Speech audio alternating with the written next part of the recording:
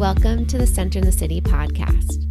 I'm your host, Wade Brill, and during this series, I'll be interviewing various thought leaders, wellness experts, and humans on how they practice sustainable self-care and mindfulness. We'll get real and raw, talk about the light and the shadow side of self-care and mindfulness, and how we can actually stay centered amid the chaos and the hustle and bustle of our modern day world. So settle in and get centered.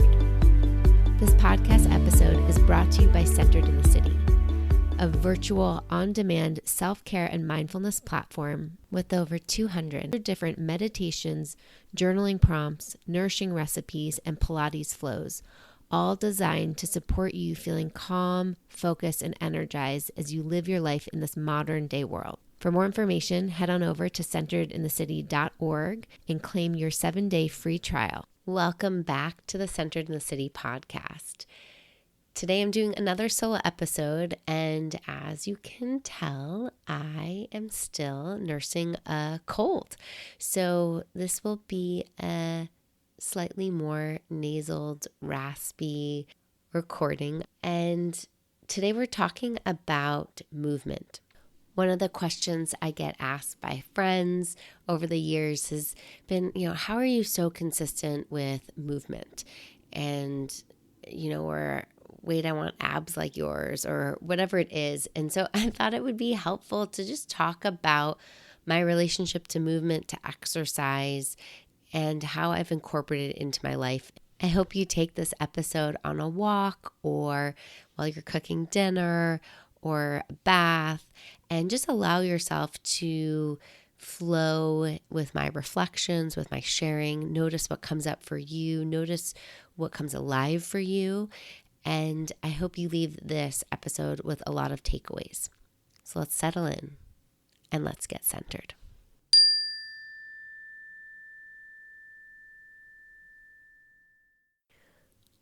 A quote I've shared with my Center in the City community and on Instagram is, when we mindfully move, the mind settles. Now, if I were to hear somebody say that 15 plus years ago, I would be like, what the F are you talking about? My relationship to movement was never about mental health and about feeling good when I first began my journey. I grew up in a family that was very athletic. My mom was very athletic. She was waking up early in the mornings to go swimming before taking us all to school, still wet and in her bathrobe and bathing suit. And she was doing yoga before people knew what yoga was in the Western world. And so I grew up with this gift of a movement, and she was a model for movement. However, I didn't want to move. I also grew up with a dad who loved to walk. He would park his car in a parking lot the furthest spot possible and make us walk to the front of the store. And I never understood why. Or when we would be in New York City together, we would end up walking miles and miles. And it was exhausting as a young kid, and I had resentment towards it. So I really didn't like to move until one day when I was about 13, 14, I had this realization. I remember looking around my apartment in New York City on a weekend day and not seeing anybody in the house. I was home alone, and all I was doing was lying on the couch watching TV. And yeah, that felt good, but I also remember it hitting this place of not feeling good. All of my family members were out doing something physical. Like my sister was on a run, my mother was at yoga class, my brother was maybe at football practice or doing something active, one of his sports. And it was this aha realization that if I want to spend time with my family, I have to learn how to move and how to enjoy going to the gym. So we luckily had a gym in our building, very minimal gym. And I remember starting to try to go to the gym with family members where my brother was maybe lifting weights and I would be on the elliptical or the Stairmaster and maybe last for 10 minutes before getting bored. But it was my opportunity to try to bond with my family. And then probably a year later, all family members got gym memberships. And I was still slightly too young to have a gym membership, but I became their guest and would go with them maybe once a weekend to the gym. And it became like this family outing, this family activity together. And so I really started to enjoy it. I have memories of walking on the treadmill on an incline while like my brother's in the weight area. I have memories of doing classes with my sister. I have memories of doing yoga with my mom. And so it was just this opportunity to start to bond with family members over this hobby of exercise and movement. And after I started to get into this practice, I noticed it started to feel really good. I started to feel less stress. I have TMJ, so I hold a lot of tightness in my jaw, and I could feel my jaw soften.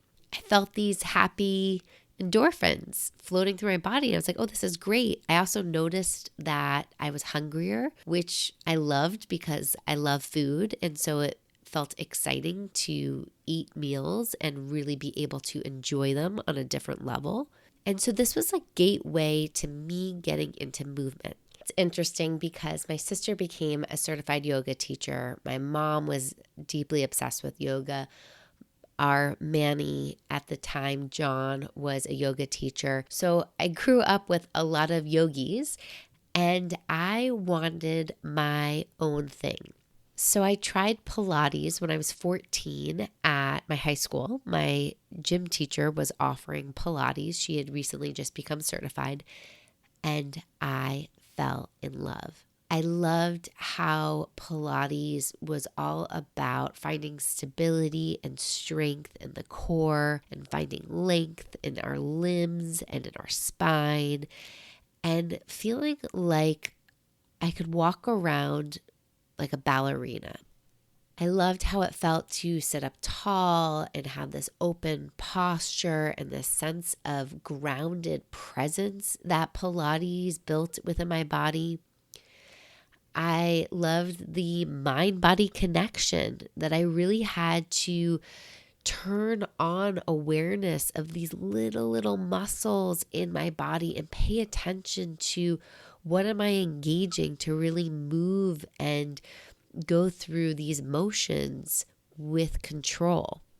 And my love for Pilates expanded away from just mat Pilates, and I loved being able to do privates when I could afford them, working one-on-one with instructors to really help me think about my core on a deeper level and think about spine mobility and stability. Movement for me at this period of my life was expanding from just now hanging out with family to my own self-discovery. I started to explore group classes, deepen my practice of Pilates, tried spinning, tried weightlifting. And it's funny to me because I didn't love yoga at the time. So it's funny to look back and just think about how was I moving my body at that time. It was a lot of elliptical, a lot of Pilates, a lot of walking on an incline or walking on a treadmill. I didn't really enjoy running. And I was moving because it now felt good. And I noticed it felt good because I was also getting stronger. And I noticed what having strength in my body felt like and how that also created strength in my mind. Later in high school, when I was a senior, we got to do senior projects where we could do anything we wanted. And I decided to wear a pedometer back in the day when they're straight up like these big chunky beeper looking things, nothing sexy like a Fitbit or Apple Watch. And my goal was to walk a minimum of 10,000 steps a day to raise money for childhood diabetes. And this was where I fell in love with walking. this practice opened my eyes to how we can get to places that we didn't think were possible just by walking and being on our own 2 feet. How much freedom there was in walking. Yes, does it take longer? Of course it does.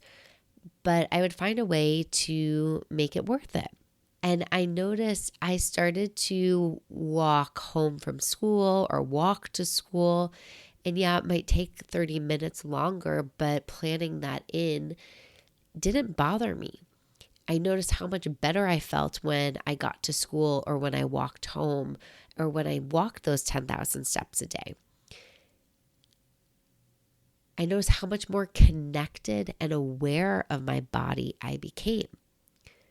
And I took this walking obsession with me to college, where freshman year at the University of Michigan, I was on North Campus, which was like a 10-15 minute bus ride from Central Campus, where most of the classes are. And the buses were so packed that I was like, this is not worth it.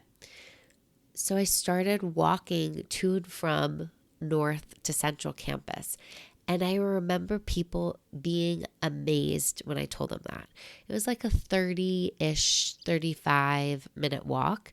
And it just blew people's minds that I would walk that distance. And being a New Yorker, you're used to walking a lot. But walking as just pure form of transportation just blows people who don't live in big cities, especially outside of New York. It blows their mind. People are so used to jumping in the cars or in public transportation to get where they need to go. I'd say in college is where I started to use movement as more as a social connection. I would go to the gym with girlfriends, or I would catch up with other girlfriends at the gym while we're on the elliptical. I would intentionally plan my days around when I was going to work out. When you're in college, you have a little bit more flexibility of your schedule than when you're in high school. And so I'd think about, okay, between which breaks between classes do I want to go to the gym? And I made an intentional effort to do something moving my body every day. And that included football Saturdays. Some of my friends would make fun of me, lovingly make fun of me, that I would get up early when everybody was already starting to pregame for the football games and go to a spin class or a Pilates class and then meet everybody at the tailgate right before the game. But that was always more important to me than the partying, than the social connection. I really started to realize that moving my body in intentional ways changed my mental health. It allowed me to have more energy, less anxiety, allowed me to feel more present. Adding movement into my day was really non-negotiable. It was just as important to me as going to class. Now, if you're like, okay, Wade, great, that sounds lovely, but having that type of motivation is not easy for me. And I totally hear you. You are not alone in that. For me, what was really driving my motivation to add movement was just how good it made me feel. And I realized that the type of movement that I did was coming from a place of want to. It wasn't coming from a place of should. It wasn't coming from a place of I have to move this much so that I can eat this much. It was coming from a place of feeling good. I noticed that I could actually feel the blood flow through my body more. And I was hungry to enjoy food. Food tasted better. And you know what? That was probably a huge, big piece of motivation for myself as well. Like I could actually enjoy food. I was hungry. I noticed what my body wanted to eat. And when I moved my body and I could pay attention, I then also was eating healthier food because I cared about my body feeling good. I also noticed it helped me manage stress, right? I had that less tension in my jaw. I was sleeping better. I was feeling the benefits of it. I was physically feeling them, physically, mentally, emotionally, and it felt tangible. I loved Pilates so much that when I was 19, I decided to become a certified Pilates teacher. And that was really the gateway that got me deeper into my own exploration of my body, helped me learn and observe people's bodies, working with them one-on-one and teaching group classes. And so I really got to get a deeper connection with movement, our physical mechanics, but also just the emotional mechanics behind movement and how that shows up in our life and how we store emotions in our body. And my world just really opened. I was teaching at Michigan. I was teaching when I lived abroad in Buenos Aires, Argentina. Movement became this gift that I discovered from originally wanting to connect with family to feeling the benefits to feeling really good, and it being this gift that I now wanted to give back to others. I wanted to share it, and so I loved being a teacher. In 2010, when I was going through chemotherapy, I really leaned on movement as a form of therapy. Showing up to the gym, keeping my body moving in ways that felt good were part of me helping myself. It was part of me taking charge of my health, of my well-being. I remember doing spin classes a few days after chemo, which was every 2 weeks, and smelling the chemo. It's maybe a little too gross to hear, but I just remember sweating out the chemo and feeling it be released from my body and thinking, oh my God, what a gift that I can offer this sense of cleanse for my body. What if I wasn't doing this? All of that would just continue to get stored in my body somewhere, somehow. And so it felt like a responsibility. So movement while I was going through chemo became not only a form of therapy, but this responsibility that I had to my health, that I had to part of getting better. Now there became a point in my life where I would say it became a little bit of exercise addicted. I would get anxious about scheduling in my workouts and my mindful movement practices. If I didn't know when or how I was going to move my body, I would get anxious. I would feel this built up of energy inside of my mind and my body, and it was waiting and impatiently trying to figure out when does it get released. And that was something really interesting to notice because I relied on pre-pandemic my routine of going to the gym for these classes every week. I was very consistent, like, okay, Monday I'm doing this weight class, Tuesday I'm doing yoga, Wednesday I'm doing Pilates, right? I had a rhythm and I stuck to it. And yes, that rhythm was really helpful in creating a sense of consistency.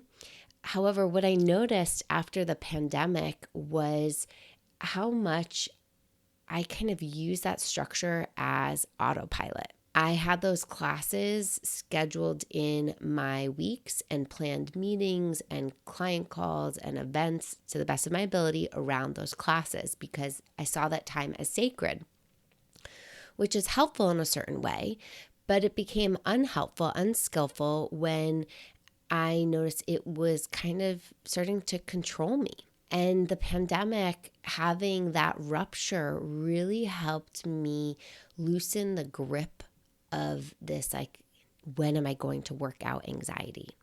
And it allowed me to actually tune into my body and listen more intentionally about what my body needs, because it might be a Tuesday where I'm supposed to do quote unquote yoga, but my body is actually telling me it wants to go for a run. And what do I do in that choice point? Do I do what was on autopilot? Or is this an opportunity for me to listen to my body and choose what it wants in that moment? So this had me realize that I could release control of feeling like I needed to have a super tight schedule when it came to movement and exercise. And instead, it allowed me to think about movement as a ritual that I get to fill into my day and make it really this intentional space where I can tune into what my body needs in that moment. Because one day it might be Pilates, and the next day it might still be Pilates, and then the next day it actually might be dance, or it might be a really long walk in nature, or a hike, or a bike ride. So tuning in to listen to my body was this huge transition point that shifted. It shifted my relationship to movement, that it wasn't just something that I was then fitting in, but it was an opportunity for me to slow down life and listen inwards. And when I could listen inwards, I then could move my body in a way that my body was telling me it wanted to move. Culturally, I think there's this dogma that, we have to move, we have to exercise, our bodies need it to be healthy. And, there's a lot of truth in that, of course. But I think there's also a lot of pain there, because we get trapped, and I say we as in kind of just cultural isms, we get trapped in thinking that movement needs to look a certain way, when in reality, it can look like many different things. I remember thinking that movement meant I needed to do cardio, right? In order to exercise, in order to add movement to my days, meant I had to be doing cardio. I had to sweat. I had to get really sweaty. I had to increase my heart rate a lot. That meant I quote unquote moved or exercised for the day. And to be honest, that's not how I feel anymore. Movement is this opportunity to be in my body and let it have space and let the blood flow and increase flow in my lymphatic system, and let my, sweating obviously can feel really good sometimes, and to let my body kind of process and detoxify. But exploring what my body needs has been this next level of movement for me. When we make movement a punishment, we're not going to do it. If you are somebody that doesn't really like running and thinks you have to go run, like, why? That sounds horrible. I maybe enjoy running 2 times a month. Like, it's not something I love to do every day or even once a week, but sometimes I do. I notice my body wants to run. It wants that deeper sweat. It wants that sense of freedom. It wants that runner's high. And sometimes it doesn't want that. And so listening to what our bodies are telling us is helpful, and it's not easy.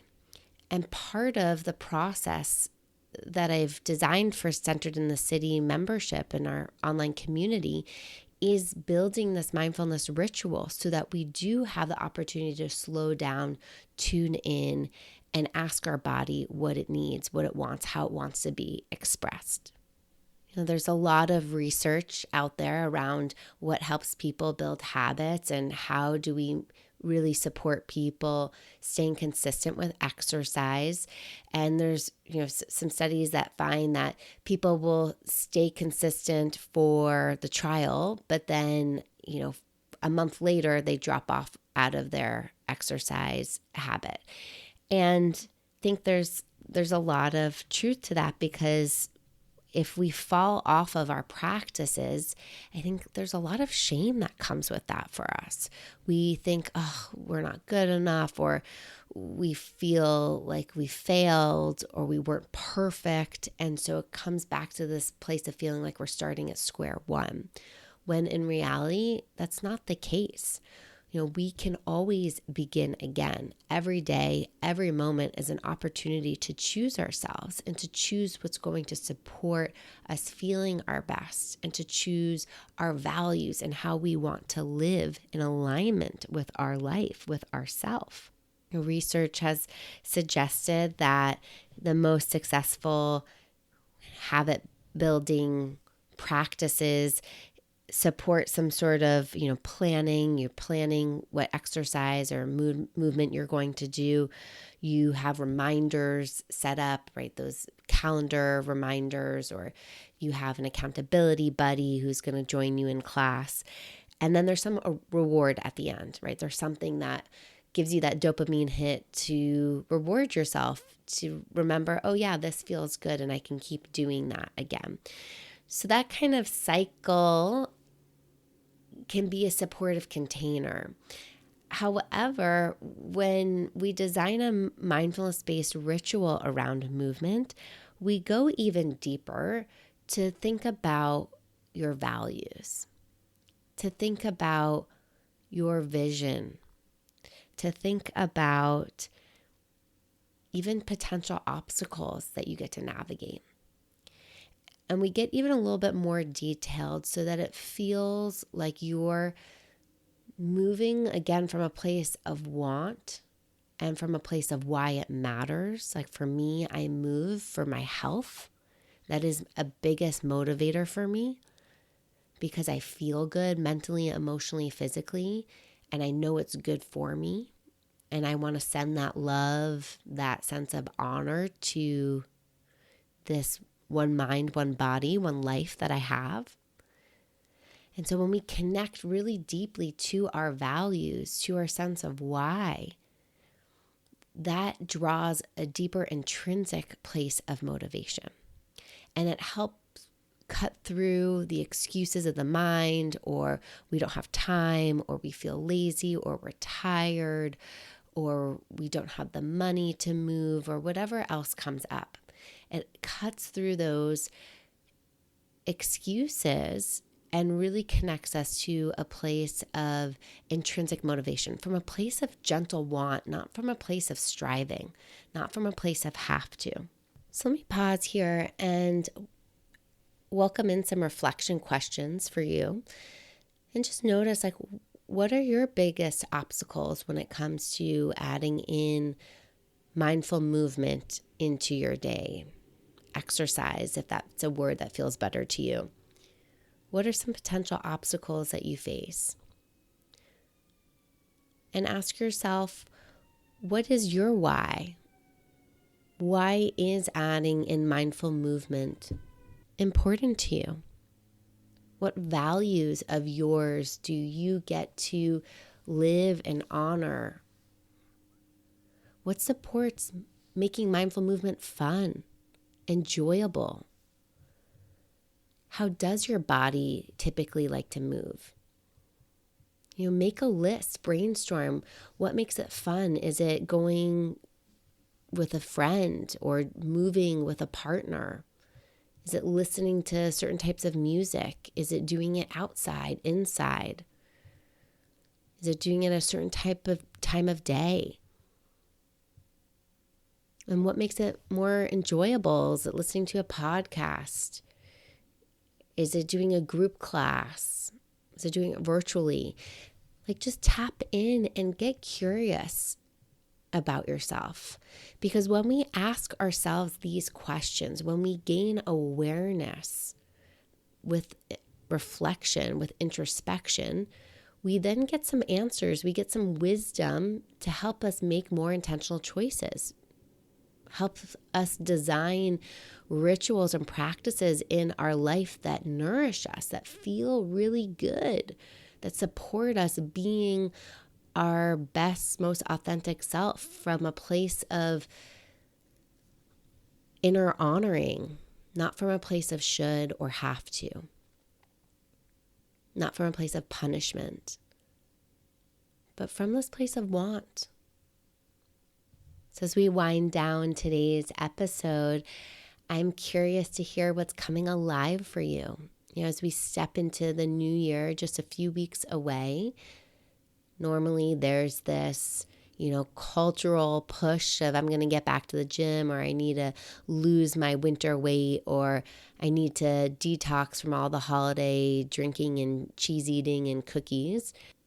And all of that reasoning, all of that why sounds very punishing to me. It sounds like it's contributing to this I'm not good enough conversation internally.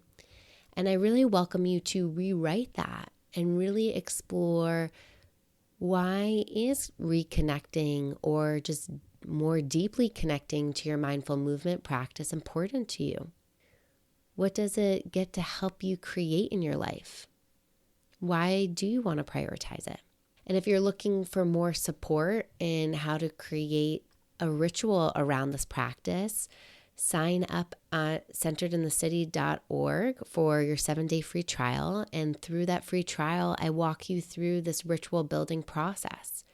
And then you have this plethora of resources in the Centered in the City library to support you staying accountable, staying inspired, and staying connected to your body and how it wants to move and be in this world. So thanks for listening. As always, if you know of a friend that would enjoy this episode, take a moment to share it with them. And until next time, stay centered.